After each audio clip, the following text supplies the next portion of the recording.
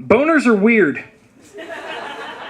I think that's something we can all agree upon, despite preference or orientation. Boners are perhaps at their weirdest during the beginning stages of puberty, as a boy's body starts the rough and awkward transition from adolescence to adulthood. You have no control over them at all, and when they show up, you have no idea how they're going to act. During this period, boners are like baby deer that struggle on wobbly legs to stand for the first time, and then proceed to crash into things and fall down because they don't know what they're doing yet. My awkward boner phase started the first day of my sophomore year in high school, and it didn't let up for the entirety of that school year. I was pretty shy back then, and hadn't developed into the gregarious, outgoing, awesome dude that I am today. So I kept to myself when not surrounded by a group of familiar faces. In my first period history class, I didn't know anyone very well and mostly kept to myself, which wasn't out of the ordinary considering how early in the morning it was. There was one person in class who remained unfazed by the time of day or lackadaisical quietness of her fellow classmates, and that person happened to sit directly behind me. Her name was Shauna. And while we were in the same grade level, I didn't know her very well at all, seeing as how we made it very clear from the first day of school that she loved to talk, and did so seemingly without ceasing. The conditions were ripe for me to get to know her. However, due to the condition I developed recently, my focus wasn't on socializing and making new friends. She would talk to the other students around her all the time, but I never engaged in her conversations, due in part somewhat to my shyness, but mostly because of my boner. Like clockwork, every single day, as soon as I got to first period and sat down, I would pop one doozy of a boner.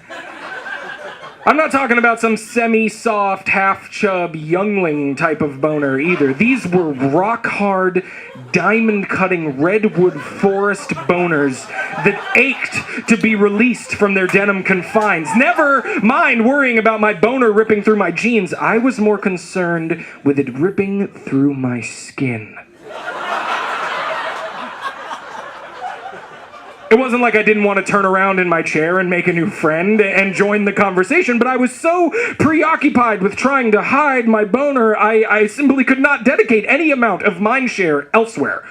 I tried all sorts of methods for disguising my obvious pants bulge, like keeping my book in my lap, or pulling my shirt down over it and crossing my legs with it tucked between, which is a difficult task while sitting at a desk. I would even bring my jacket when it wasn't cold out, lay it across my legs. Even though I didn't participate in Shauna's conversations, I would often eavesdrop on them while pretending to be staring down into my book intently reading. It was a good distraction to help keep me from thinking about my boner. Some days, as this was only on days I was wearing a shirt long enough to cover my crotch, I would ask to go to the bathroom about halfway through class.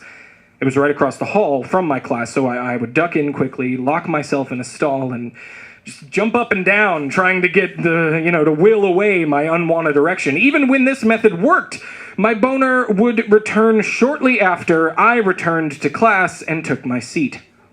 Shauna didn't actively ignore me as I did her, though. And there were several times she attempted to engage me by tapping me on the shoulder to ask me a question relevant to her topic of discussion, or even to start talking about a new topic. But I would respond by turning my head halfway around and emitting a half grunt while shrugging my shoulders.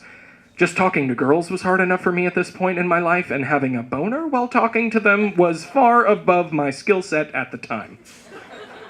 One day, the topic of Shauna's conversation was especially interesting to me, as it involved a level of divisiveness level of deviousness I longed to have the courage to emulate.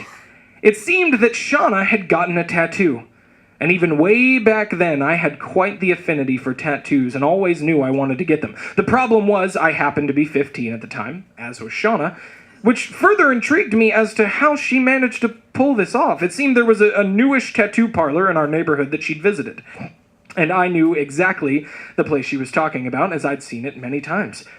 I always struggled to try and get a look inside the windows when I passed by, but could never manage to catch a glimpse of anything. Apparently, Shauna had gone to the shop a few times and got to know the owner by sitting around and chatting him up. When she finally broached the subject of getting tattooed by him, she told him she didn't have an ID because her license had been suspended, but she assured him she was 18 and about to graduate. My guess was this particular tattoo artist had low moral barometer and a bad case of apathy since he didn't press her on the issue. Also, pretty girls have been the cause of many men's poor decisions throughout history, so I'm sure that factor played a part in all of this as well. Either way, she was able to lie her way into getting tattooed, and I was more than a little jealous of this. From listening to her talk to my classmates around her, I learned her tattoo was of a yellow rose, and it was located on the front of her hip. She offered to show it off with the disclaimer that she had to unbutton her pants and pull them down some for it to be seen. I, of course, already had my daily boner, so hearing a girl say she was pulling her pants down wasn't the best thing for my situation. A moment later, I heard people behind me say things like, "Whoa, cool," and "Did that hurt?" My imagination was running wild, conjuring up images of what this yellow rose might look like, but my concentration was broken when I felt a tap on my shoulder. "Hey," said Shauna, placing her lips up close to my ear. "Do you want to see my tattoo?" I froze. I nodded slowly and began to turn awkwardly in my chair to catch a glimpse while keeping my pants bulge hidden. I was not expecting anything like what I saw. It turned out the yellow rose was closer to her actual groin than her hip. So there was more of her exposed than I had imagined. The tattoo itself was decent at best, although it was still healing. I could see some of the lines were blown out, and the color work was less than stellar. But something else caught my attention, diverting it from the tattoo itself. Sticking out from the yellow lace waistband of her panties was a single, stray, light brown wisp of pubic hair. I think I mumbled something like, "That's cool." But I have no way of knowing since every bit of blood in my brain had instantly sprinted down to my penis. Now, before we go any further, I would like to make it clear that I don't have a hair fetish, or a lace fetish, or even a panty fetish. It was the combination of the perfect storm of visual stimulus that sent my boner into critical mass mode. The fact that there was so much more female flesh exposed than I expected was one thing, but that single hair was the topper. It was as if it were talking to me saying, "Hey, bud, if you're seeing me right now, you know the holy temple of vagina is close by. Much closer than you think." The next couple of minutes was a blur, but I must have asked permission to go because I suddenly found myself in the stall in the bathroom feeling very out of control. I likened it to how Bruce Banner felt every time he was on the verge of turning into the Hulk, and there was no stopping this transformation. I knew what had to be done, and so I did it. I beat off in that bathroom stall with an intense fervor like I was going down with a sinking ship. I'm not a public masturbator, per se, but sometimes these things just can't be avoided. It didn't last long, but the release was mighty. And what I needed to get my head back on straight to carry on with my day.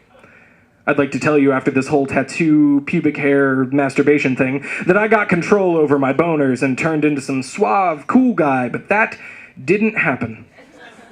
I still got my first period history class boners on the regular, and I still kept to myself trying to keep them hidden in interesting and creative ways. On the last day of school, Shauna tapped on my arm, and I reluctantly turned to face her. "Hey," she said, "I just want to tell you that I hope I never have another class with you or anyone who refuses to talk to me for the entire school year." With that, she got up, walked out the door and out of my life. But I wasn't bothered by what she said. I knew my boner situation would soon pass, and I'd eventually have more control over this function of my body. But she would have to live with that shitty yellow rose tattoo on her crotch for the rest of her life. Thank you.